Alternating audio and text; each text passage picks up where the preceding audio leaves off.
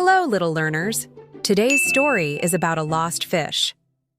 Once upon a time, in the deep blue sea, there lived a little clownfish named Nemo. Nemo was small, but he was very curious. He loved to swim and play. Nemo's father, Marlin, always told him, "Stay close, Nemo. The ocean is big and dangerous."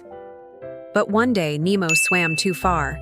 A big diver caught him and took him away. Marlin was very worried.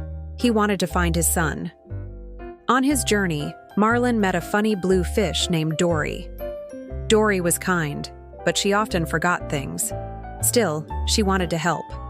Together, they met many sea creatures, a big shark who tried to be good, a group of happy turtles who loved to ride the waves, a scary anglerfish with a bright light.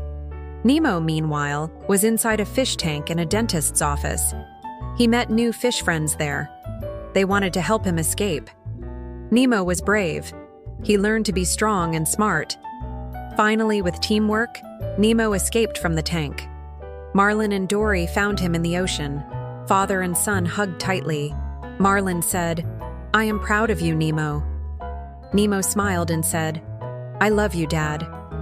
And together, they swam home, safe and happy. Let's learn some simple words from the story. Fish. Nemo is a little fish. Swim. Fish can swim in the sea. Big. The shark is big. Small. Nemo is small. Happy. Nemo and Marlin are happy at the end.